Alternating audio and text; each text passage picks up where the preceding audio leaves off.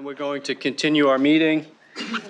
The board met in closed session today and we discussed a confidential matter and a vote was taken. And that is our report from closed session.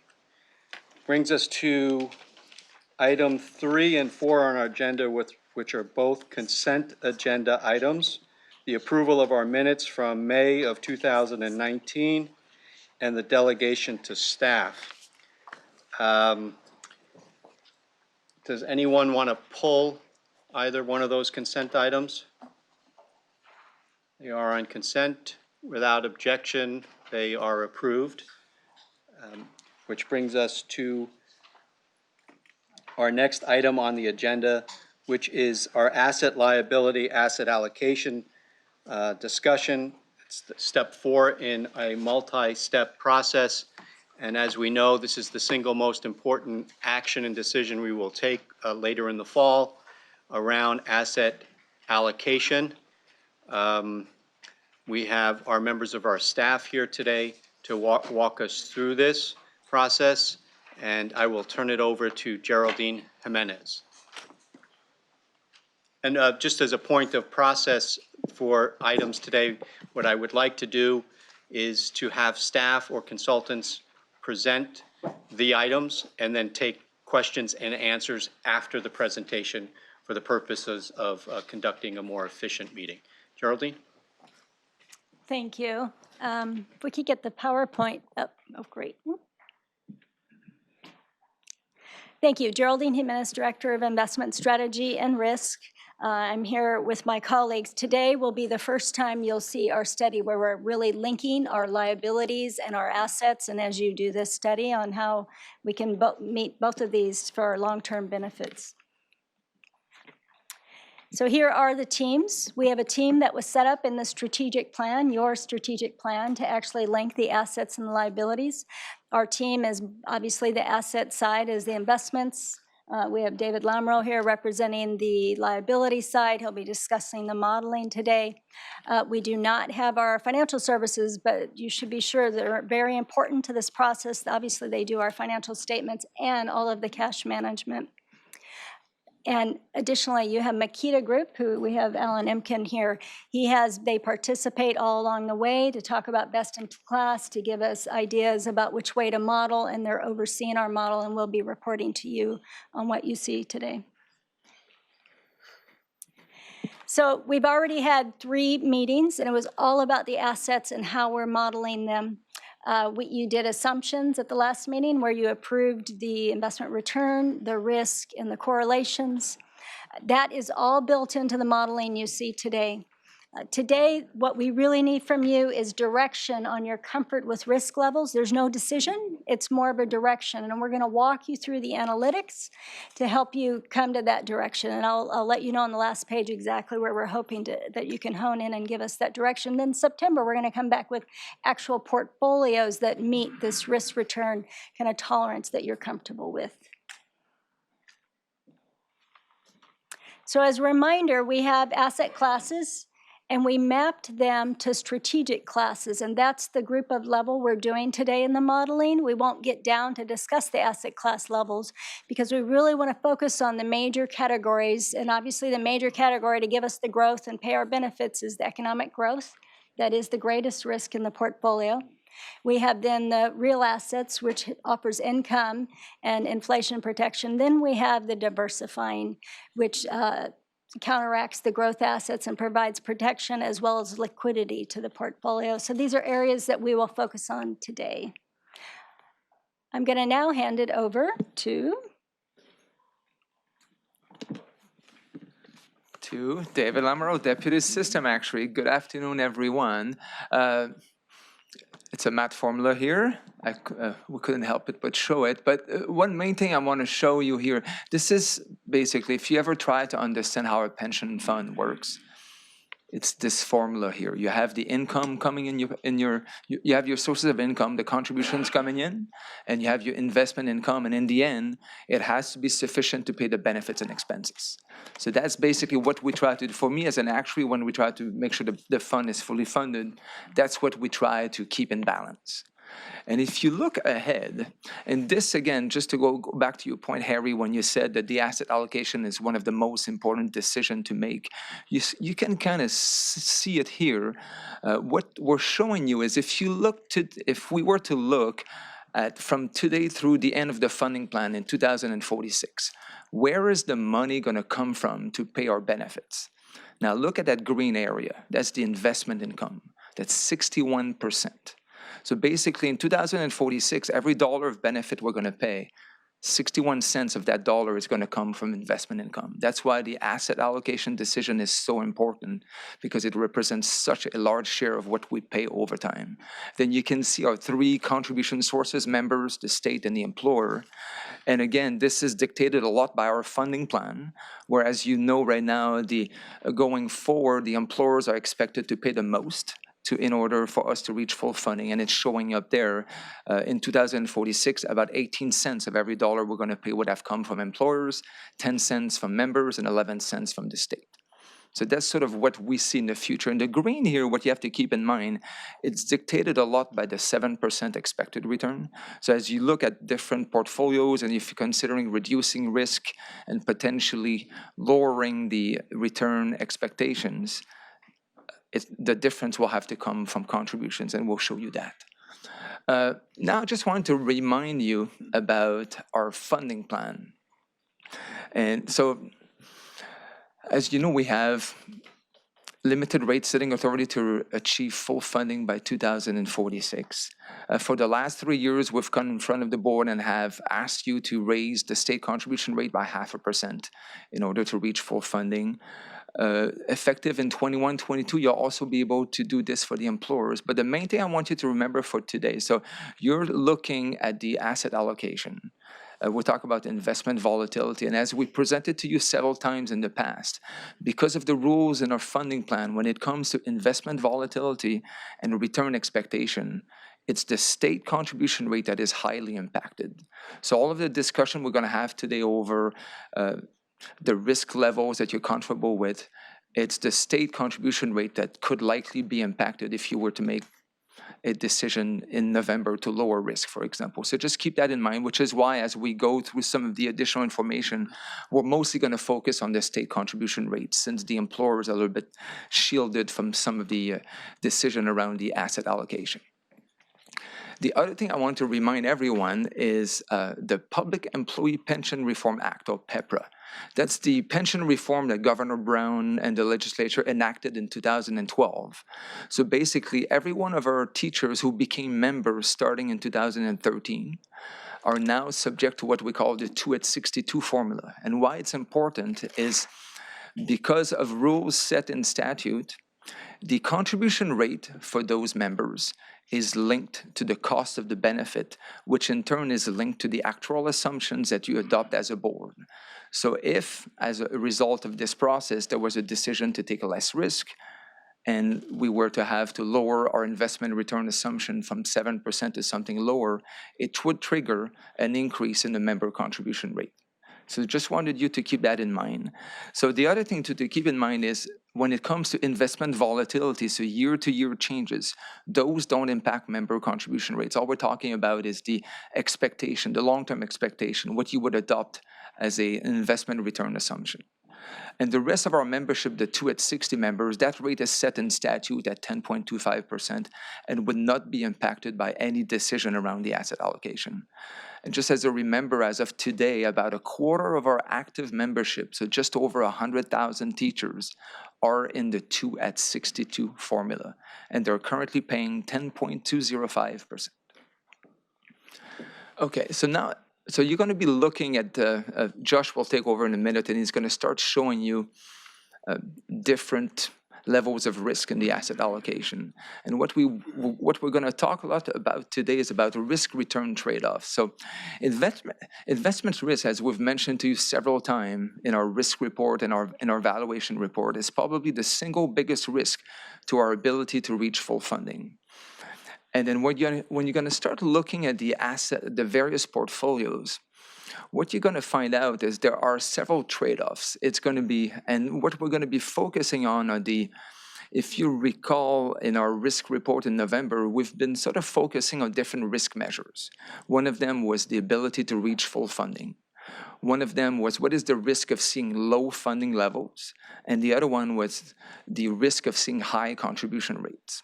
And when it comes to setting or deciding on an asset allocation, as you're going to see later, it's impossible to find an asset allocation that sort of achieves the best of all of these. You cannot find an asset allocation that maximizes the probability of full funding while minimizing the probability of low funding levels and minimizing contribution rate. So that's the trade-off that we're faced with today, and we'll show you that as we go through. And just as a reminder, we wanted to show you sort of, if you just look at the current portfolio, where are we today? So if you're looking at the ability to reach full funding, what we have on this chart here are 3 lines. It's what we call the 75th, the 50th, and the 25th percentile of our projected funded status. So what we did is we ran it through the model we have in-house, and we ask ourselves, okay, for our current asset allocation, what's the probability we're going to be 100% funded in 2046. So the 50th percentile, you can see the red line in the middle, is just above 100% funded. So basically it's telling us that we have just over 50% chance of reaching full funding by 2046, which is in line with what we've been telling you in our evaluation reports and so forth, that we expect to reach full funding. Again, it's a 50% chance, 50% probability. Now, the one thing I want to point out if you want to see the investment risk that we have in our asset allocation, if you look at the bottom line, the 25th percentile, this basically is a 25% probability. It's basically telling us that with the risk we have in our current asset allocation, there's a 25% chance we're going to end up at about 60% funded in 2046. So that's a reflection of the, if you want, of the volatility in our portfolio.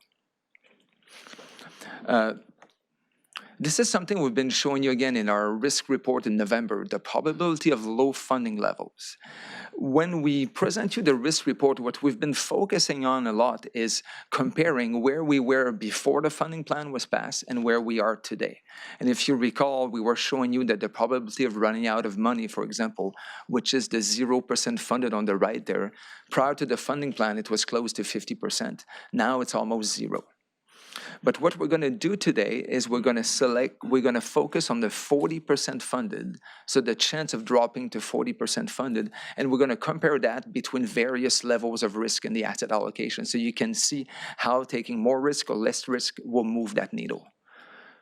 And then we're going to do the same thing as well with respect to high contribution rate. And again, because the employer rate is sort of shielded from investment volatility, we're focusing on the state only. This is a chart that we've been showing you in the risk report the last few years. It shows sort of the probability of the state rate reaching 12, 14, 17, or 20.28%. And what we're going to do for this is focus on 14. And just so you can put it in perspective what 14 means. So today, based on our current projections, we're expecting that the state contribution rate is going to have to increase for 3 more years. So it's going to reach about 9%.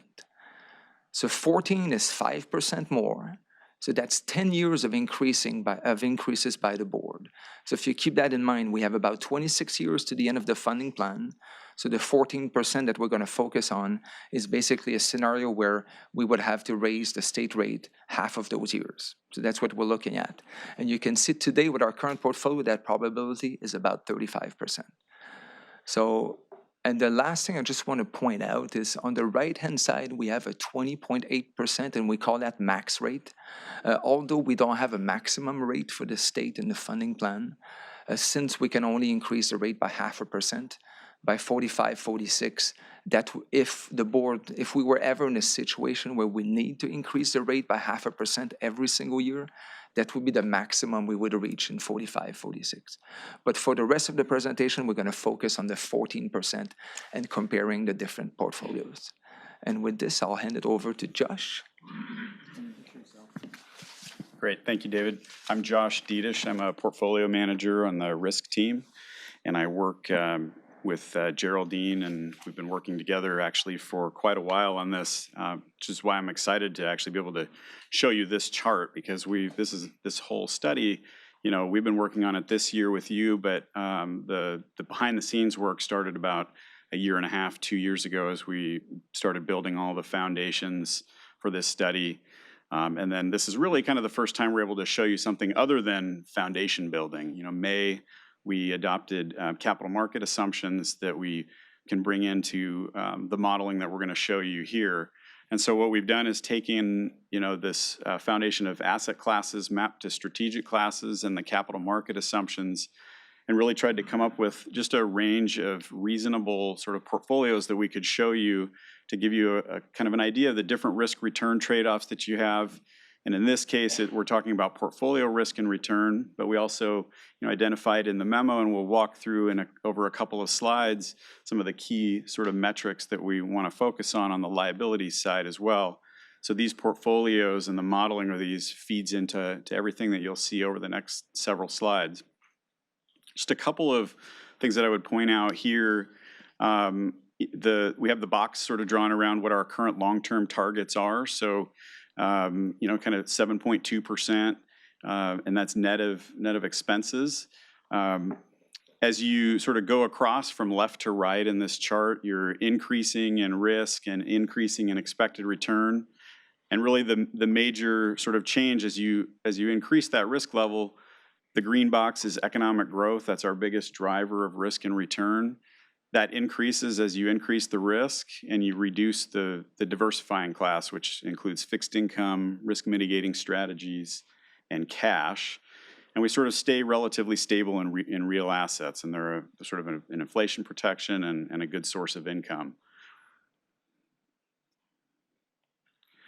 So when we start to apply this modeling through the liability model, working together with the actuarial team, one of the things that we look at is the risk to contribution rates. And so as David alluded to, there's one component of this, which is the 2% at 62 members who are sensitive to the actual investment return assumption. And that is essentially sort of almost a fixed formula. So as we increase risk and increase portfolio return, that rate goes down.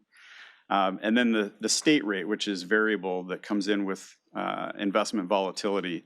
And there's one sort of important threshold, I think, and we'll talk about this in a couple of different areas. It's that 675 level.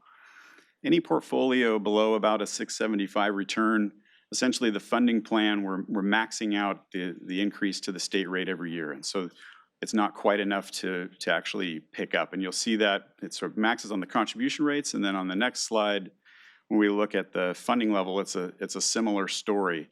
But I think the key takeaway here is sort of this decreasing risk of contribution rates as you increase the portfolio risk and return, and then the 675 threshold that we'll talk more about.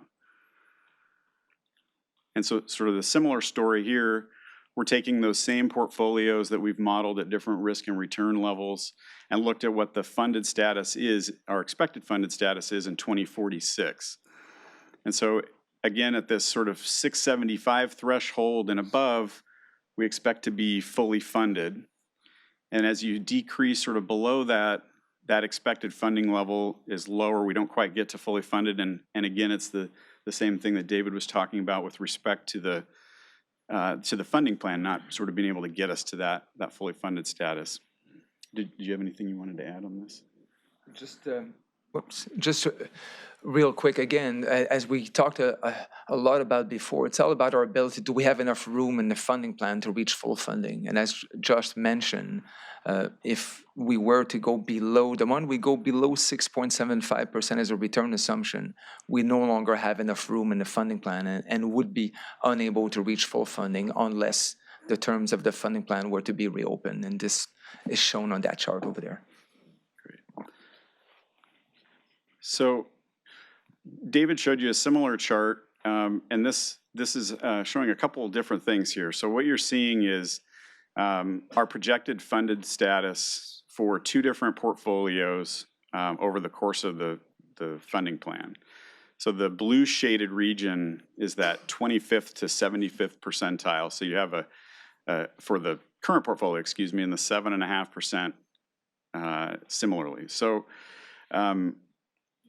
there's a couple of things I think that are important about this. One is we talked in May about the capital market assumptions and sort of the uncertainty in these assumptions. So we're trying to do our best to predict what we think will happen, but there's volatility in the market and there's also uncertainty in what those assumptions actually are.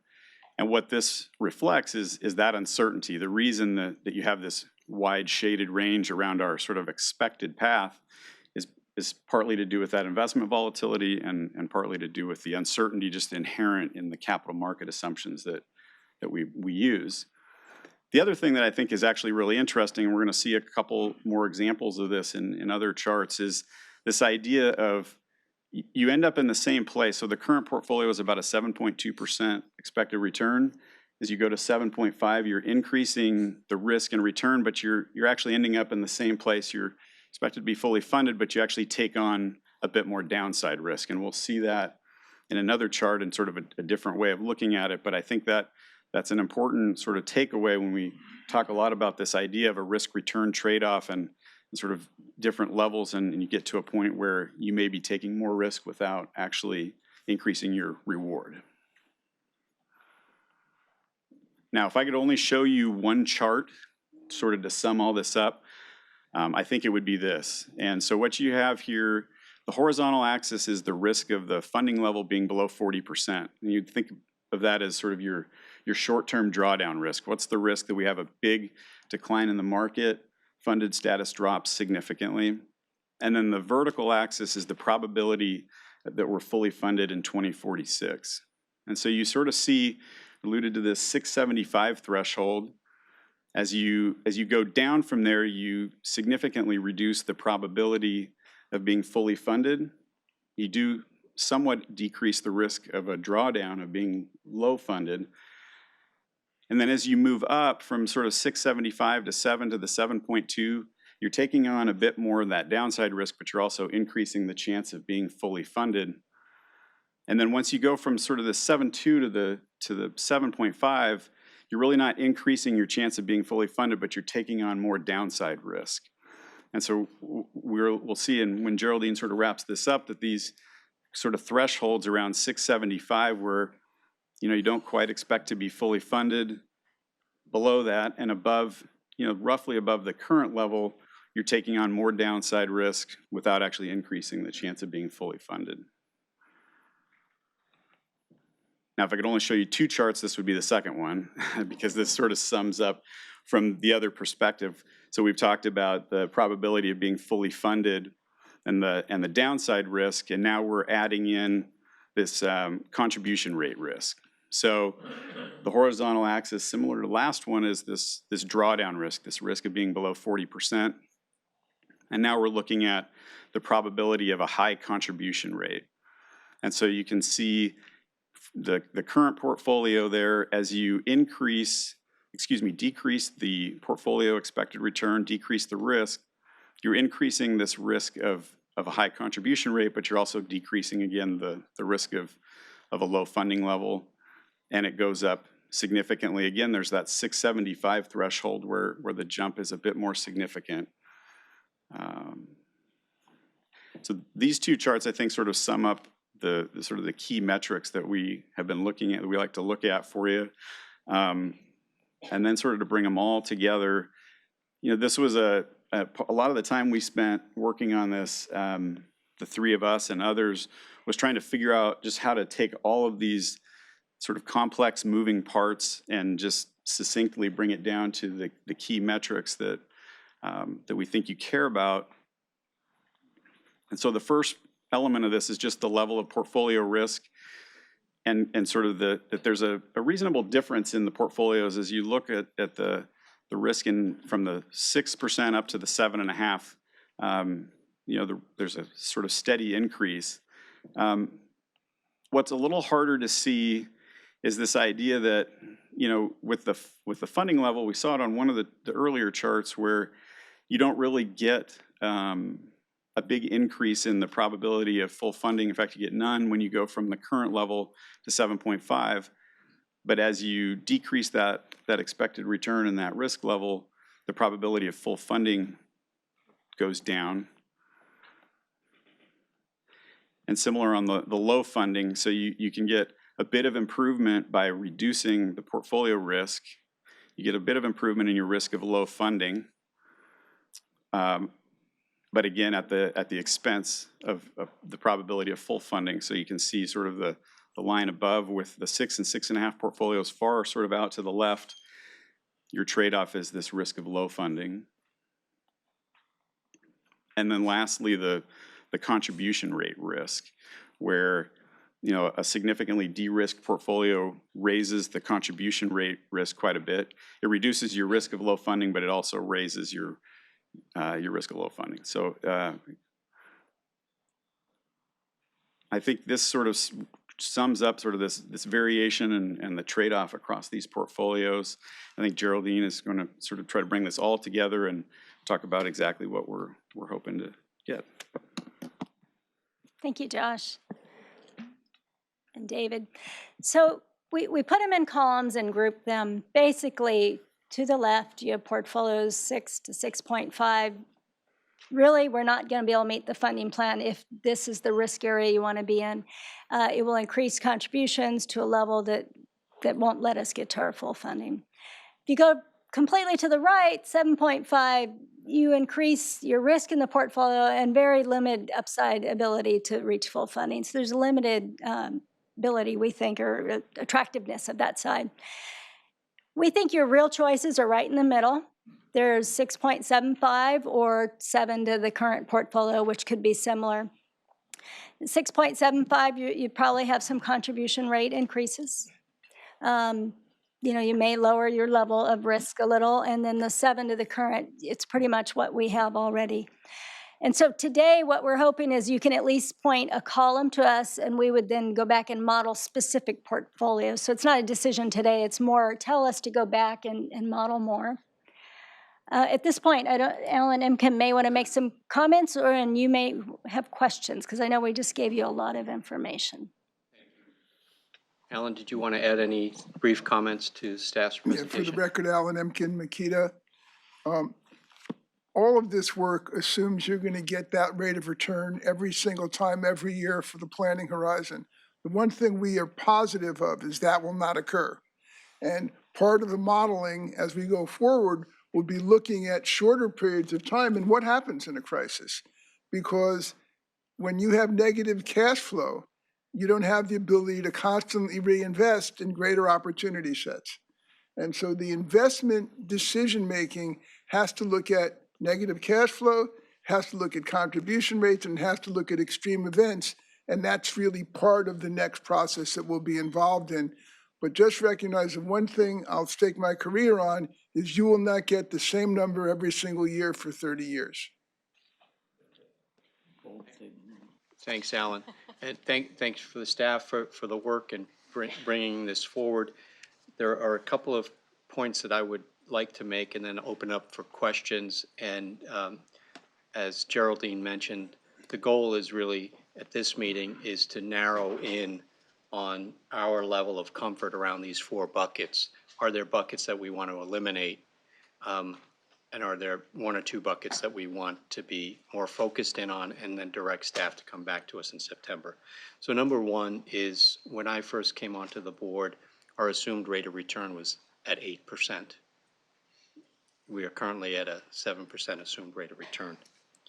Secondly, in response to the crisis of 2008 and our acknowledgement of our exposure to such events, we took on the RMS approach, which now represents about 9% of the portfolio, and its goal is to de-risk the portfolio during extended downturns. Those are big decisions and actions we've already taken. The third one was we de-risked the real estate portfolio and moved more into core, which has all those actions, I think, were reactions to the fact that we had tremendous exposure in our portfolio where we benefited during growth and bull markets and suffered significant drawdowns during bear markets. So I think it's important to have those in context. But those are actions we've taken to date. So, and that there's still, as with most institutional investors, portfolios, for the most part, are designed on, and our bets on growth. We need growth, global growth. Bill. I just want to make sure that I understand the basis for the 7% projection. It's hard for me to understand how you can achieve that, even if you take a 3-year, I mean, maybe we've been successful for the last 3 years if you look at it. I think we probably have achieved that 7% return.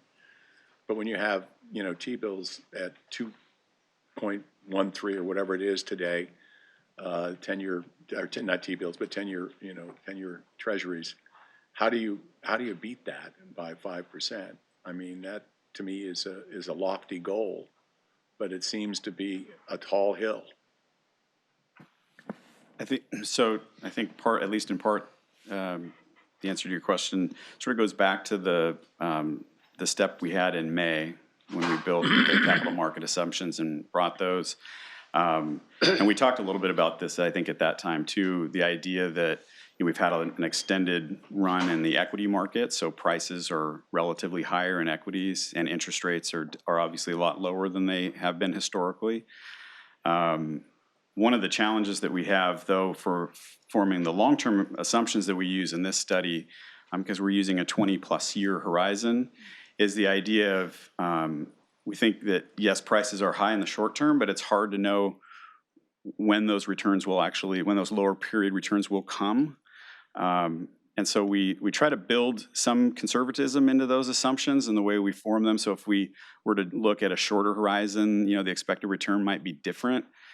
But for the purposes of modeling here and sort of modeling the longer term liability, we end up, in the long term getting a little bit closer to a historical, equity risk premium is a big driver of that. And then the assumptions that we make about our premium in private equity and real estate. I mean, I think those are probably the biggest drivers. And I think we would, sort of look back at the May item and the assumptions that we made there that's really what's driving what the portfolio level return is, because it's all based off of those May assumptions.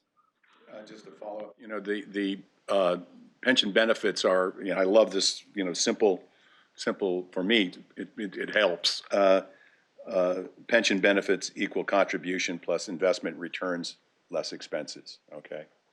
So that item of expenses is an element that, we have to look at. And I think that one of the things that I find compelling about looking at this through another sort of, if it's a prism, another window, is that to the extent that, the collaborative model can reduce expenses, then, that element comes into play, which means that we might be able to reduce the projected return, it seems to me. Is that a fair statement? So, yeah, Bill, I think that's a great. My name is Scott Chan. I'm the Deputy Chief Investment Officer. And yeah, Bill, that's a great question, because I do think that we can continue to achieve returns in excess of our policy benchmarks, which we have over a 30-year history of generating roughly 30 basis points above the policy benchmarks.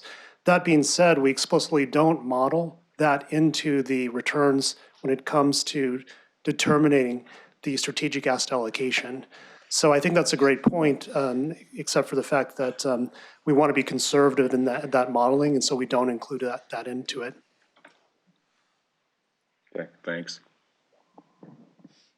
And just to clarify one thing, if we, to the extent we do have lower expenses long term, it is going to drive down contributions. So it is going to help keep costs a little lower. I would think that would, and especially if the returns are sufficient, it reduces the state's contribution, principally. I mean, because they don't have a cap, right? I mean, they have a cap of half a 50 basis points a year. But, correct, and it's mostly because this state is most impacted by investment, but almost every dollar we save in expenses is a dollar someone's going to save in contribution down the road. Alan, did you want to contribute? Just Alan Emkin, Makita, just to pile on that point, every dollar that's saved will compound for 30 years. And that's really, it's the power of compounding. And that's why managing expenses tightly is so important to generating return. Because we in the investment world are not very good at predicting the future of capital market returns. But we are pretty good at predicting that saving money is always a good idea. I just want to follow up if I might. Absolutely, sure. The one item I saw in the presentation that was compelling to me was but it was sort of a little old, is the 40 basis point savings of, that one could achieve by reducing, certain fees paid. And to the extent that, there is a way to look at that on a more current basis, it would be interesting to see what that item is, what it would be today, given our portfolio today. Thank you. Okay. Gail. Thank you. This is really incredible work, and I appreciate it. And just thinking about risk, I think, is such a great contribution to the fund in general. And I'm sorry if you answered this last time, but what assumptions about risk did you make in each of the portfolio weights to determine the overall risk to the fund? Josh And I'm Dietrich. Gail Miller. Yeah, Josh Dietrich. So I don't think we have it in the item because it's in the May item, but I think we can get you that. It has we have all the asset class level expected return, volatility, and correlation assumptions that were adopted in May. Everything that was in that item is embedded into the modeling that we did here. And it includes kind of large socioeconomic impacts, market. It's the whole broad spectrum of. I would say it's sort of encompassing all of that because the assumptions that we use are such a long horizon that we're trying to capture any sort of uncertainty over that long horizon, and would include things like that. I appreciate that. I'd love to see it. If I could jump in and help answer. Chris Salmon, Chief Investment Officer.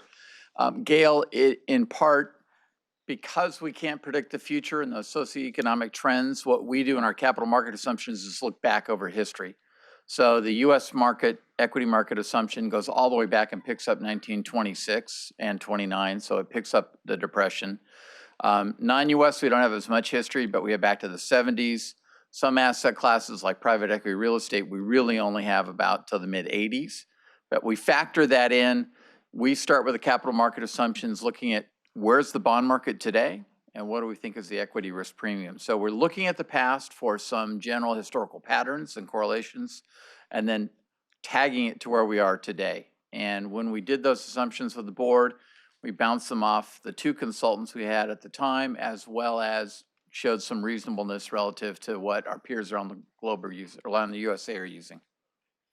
Sure. Anybody else on the committee have questions or comments? Okay, seeing none, there are 4 buckets here, and really what we wanted to try to do today is to narrow down the focus for our staff. And I'll try to kick this off a bit and see if there's any disagreement so that we can hopefully get to some consensus, if no one wants to jump in. The chart on the right at 7.5%, I think was really clearly articulated that to take down that additional type of risk, there's very little upside and reward for that, and tremendous exposure to the downside, and takes a portfolio and makes it that much more concentrated. I don't know if there's any appetite on the committee at this time to say to the team, pursue that further or not. On the opposite spectrum is on the left, the 6 to 6.5% clearly requires modification and additional risks for the organization relative to what we would have to do and getting outside help to achieve what we wanted to achieve. I don't know if there's much of an appetite to pursue that either. So my thinking on it is really to narrow in on those 2 charts that are in the middle of our screen and to ask staff to go come back to us in September with a little bit more analysis and a deeper dive into those two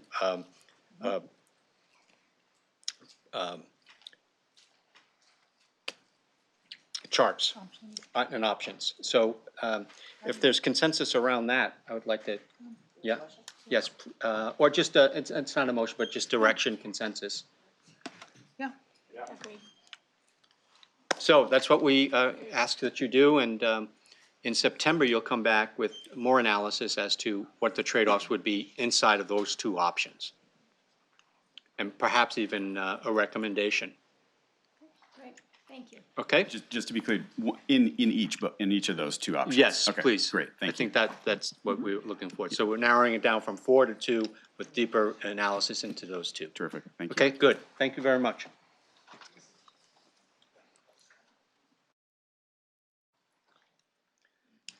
Is there any public comment on our asset liability study? Seeing no public comments on asset liability study, we will move to the next item, which is the fiscal year 2019-20 investment business plans. And I know Chris is going to come up with members of the team, I believe. While they're coming up, can I just get you for a sec? Sure.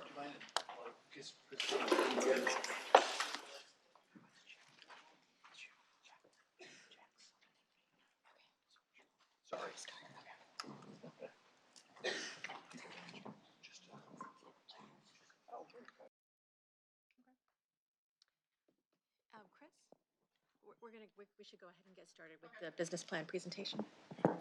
Great, thank you. Chris Salmon, Chief Investment Officer. So to jump into item 5, I'm going to be fairly brief and then really just open it up for you. In the past, I will say this took 4 hours.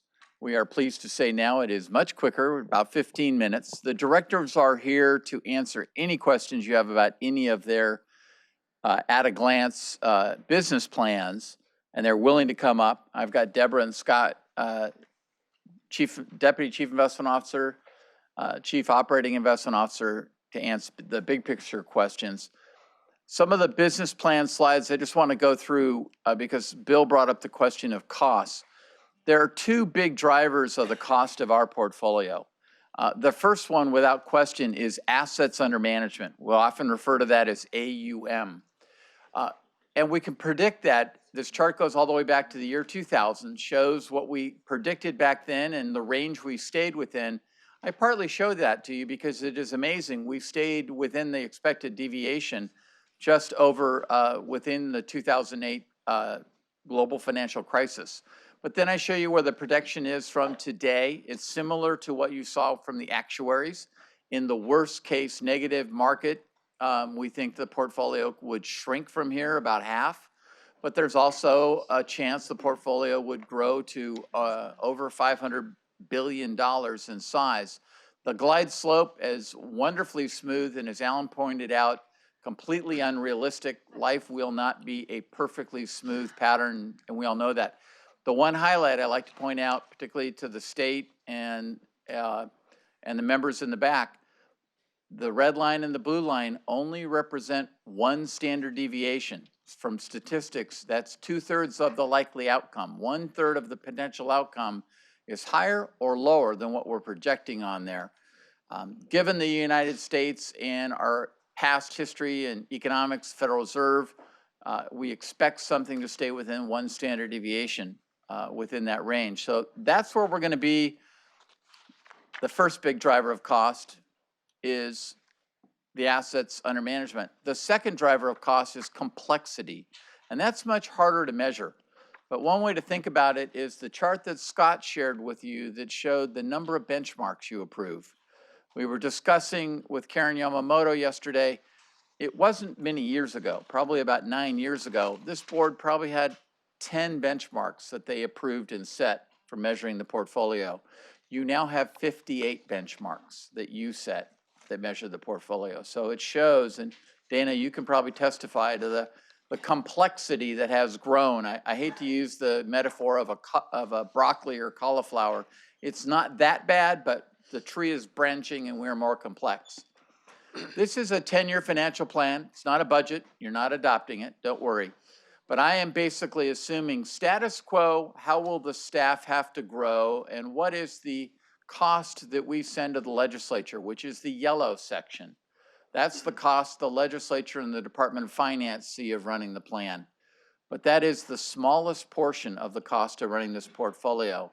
The green section is the external cost of hiring money managers, consultants, a custodian, all kinds of trading systems. Those are continuously appropriated, so they don't show up in the state budget. But as you can see, those are a large number. Those two together show you that the cost of running the plan grows substantially over time. I'm assuming we get some economies of scale from our external managers, but I'm not assuming a dramatic change. I'm not assuming the collaborative model. Really, I'm just assuming status quo on how we operate. And I'm taking the number of basis points that we think we're currently at, which is about 12, 13, and stays steady. But again, that only captures part of the cost of running the investment portfolio. Since we've taken the step out of the industry to really measure our total cost, because remember, almost a third of our portfolio is in the form of partnerships. 25% to 30% is in partnerships. Those partnerships fees are netted. We never see the fee that's charged. We just get the net return. If you look at that total cost, that 13 basis points goes all the way up to 84. So my screen here is only capturing basically 1/6 of your investment cost. The reason we do it that way, it might seem illogical, but that's all that is shown in the CAFR, and that's all that's shown through to the legislature. And what we're trying to do in the collaborative model is take care of that other part, the 5/6 of the expenses that aren't registered here. And it hits on kind of a challenge for us is we're going to spend more in the yellow line in the staff and what the legislature sees, because we're thinking we're saving more of what I'll call those invisible dollars that are being netted out. And it's on us to find a better way of displaying that information. Deborah Smith and Shafat Hassan are really leading that cost report. And as you've challenged us, we need to turn that cost report into a way so that the legislature, the taxpayers, our members see that as a cost of the portfolio. You pay benefits with, as Bill pointed out, with net returns, not gross returns. Here's my expected growth of the external managers we pay, excluding the partnership fees. But here's what I think is an estimation of what the value of the collaborative model brings. So the blue bar is status quo, operating as we do, about 80 basis points now. I'm assuming we stay at about 80 basis points into the future. Same amount of partnerships. We should get some economies of scale. But I have to say, whenever Wall Street's created a new product in the last 20 years, that new product is a lot more expensive. And while the cost of technology has gone down, for the same $1,000 laptop, we're getting more power in it. So the cost is actually dropping. But as you notice, everything else in life, costs are slowly always going up. For the same $100, you get less of what you got before. And that's what we've been finding in investments. The cost of investment management is slowly creeping up over time. Every new product, every new idea is that much more expensive. The orange bars is where I'm estimating that if we're able to partially implement the collaborative model, and what I mean by partially is those 4 pillars that Scott has pointed out: procurement, HR, travel, technology, and other. If we're not able to improve upon those, I can tell you realistically, we're not going to be able to do the full collaborative model. We're going to be able to do some partial version of it. And so your costs still rise, but not quite as fast.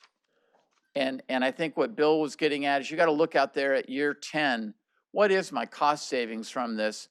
Your fees, our fees, could be as much as $3.5 billion, all in netted costs. We could save some of those and get it down to maybe 3.25. If we think, and this is an estimation, if we could fully implement the collaborative model, we think we could actually keep our costs growing very slowly. We also think, and we can extrapolate as we discussed with you in closed session, a real classic example of the collaborative model in real estate, where we own a real estate operating company. They're managing our assets. We're capturing our own fee. And now we find out that one of our peers wants to hire them. We actually get to capture a portion of their fees. The cost of our asset management is now being paid for. The most extreme example I can give you is British Telecom, where they actually outsourced their investment management operation, and they started running third-party money so that it cost British Telecom nothing to operate it. That model's actually gone full circle. British Telecom has now kicked them out and has decided to go hire its own investment manager as well, because inevitably they took on other clients. They're not just devoting their time to British Telecom. So it's interesting, but there are other examples out there. This was to be illustrative of the power of the collaborative model, what we think, and the numbers speak for themselves. $500 million, $1 billion, not of more risk, but of more net return to us is what we believe. A lot of challenges with that. I heard a yay, that's good. Last slide. This is looking at it in terms of basis points that we're more used to looking at, increments of costs. So therefore it shows you while our costs are going up because the assets under management are going up, the net cost to manage those assets, our capture ratio, we capture more of the profits than we do if we stay the same. Scott, you wanted to add something? You were leaning in. Introduce yourself. My name is Scott Chan. I'm the Deputy Chief Investment Officer.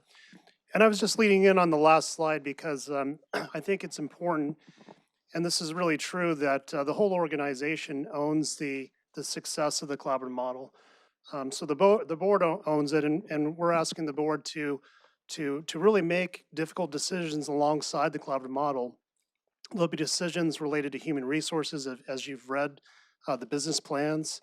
Chris will come up and likely recommend a 5-year plan, a new 5-year plan relative to how many people we're going to need to execute the plan, as an example. The rest of the organization owns the success of the collaborative model as well, because we're really integrating our efforts with the rest of the organization to succeed in HR, to succeed in procurement, et cetera, and as well as investment staff. So I think that this is something that we're really moving forward together as a whole organization. Deborah Smith, Chief Operating Investment Officer. So thank you, Scott. As Chris mentioned, this is a projected future investment cost, but you will get the actual cost from the cost report on an annual basis. So what we're going to do as the collaborative model is implemented, we're going to be able to show you cost savings or cost increase from the efforts of the collaborative model. So you'll get those actual fee cost savings, or if if the fee or the costs go up, we'll let you know. And that will be on a calendar year basis. Chris is showing this on a fiscal year basis. So I just wanted to let you know this is the projected future investment cost, but we're going to give you the actual cost and how effective we are implementing the collaborative model. If you could just remind us, when do we receive the annual cost report? At what board meeting do we get that? You normally receive it in November, but actually this year you received it in January. Thank you.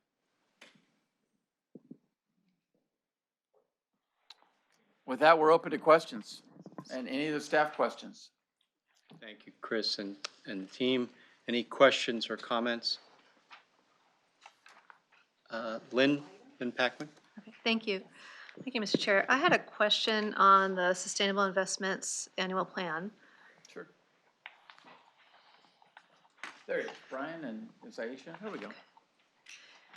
And first of all, I wanted to compliment the staff on undertaking the big project, the readiness project to evaluate our transition to low carbon. I think that that's going to be a very worthwhile project, and looking forward to seeing more of that. And I also appreciate the fact that executive compensation continues to be a focus of the annual plan. And I was wondering if this would include a look at best practices and what other pension funds are doing, especially in light of now that we have 2 years of executive pay ratio data, and whether or not that could be used as part of the calculation on our stance on executive pay. Good afternoon. Aisha Mastagni, Portfolio Manager, Sustainable Investments and Stewardship Strategies. So you're talking specifically about the CEO to median worker pay ratio, correct? Exactly, and how that plays out in our votes on executive pay. Sure, sure. So I always say executive compensation is a very complicated issue because we're tough graders when it comes to evaluating exec comp plans, and there's always something that we might not like inside a plan. And so we have to look at the plan in total, not just, is there an alignment between pay and performance, but is it structured in a way that we think makes sense? And pay ratio is one aspect, but we're also looking, do they have a very robust clawback policy? What are the metrics that they're using in terms of their long or short-term plan? How does that compare to their peers? What has the performance been over the long term? So while we incorporate that into our analysis now, it's just one piece of the whole pie. So what exactly would the work plan be for this year for executive compensation? I think it would be continued to engage those companies that are most egregious when it comes to executive compensation. Mr. Chair, I would request on behalf of the controller that we have an item at some point this year related to executive compensation. I think that more and more funds are looking at it differently, and I'd like to explore that a little bit. We will make sure that that happens. We'll And work with the staff and with Joy and figure out where on what agenda item that would be appropriate to have. And we can communicate with yourself and the controller to ensure that we're meeting the specific requests and needs that the office may have. And we're in the midst of developing our engagement plan, so that always comes to the board in November. And so we're in the midst of right now developing that engagement plan that will come to you. That would be great. November would be great. Thank you very much. Joy? Great, thank you. So I've got a question about the private equity work plan. I didn't see Margot here. She's on the side. Oh, she is here. Okay, great. So while Margot's coming up, I just wanted to comment that I too appreciate all the work that's gone into the work plans, and in particular, just the ability of the teams to kind of call out do the SWOT analysis of the collaborative model, what some of the risks are and opportunities, and I'm hopeful that some of the kind of administrative and operational challenges, the HR, travel, procurement, are ones that we can work on. So Margot, on page INV 42, under risks within the collaborative model, there's a comment that co-investments are expected to increase overall program returns, however, adverse selection is possible. And I just wondered if you could help me understand that a little bit. So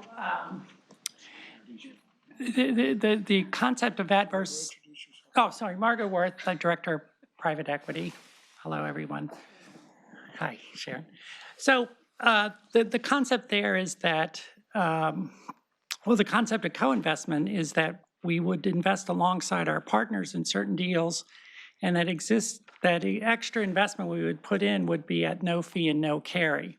So if the co-investments were offered perform as well as the investments in general that a partner makes, then we would make out quite well, because on a deal that makes 2x, you might pay 10% of costs and fees and another 20% of cost in carry, so you're going to save 30%.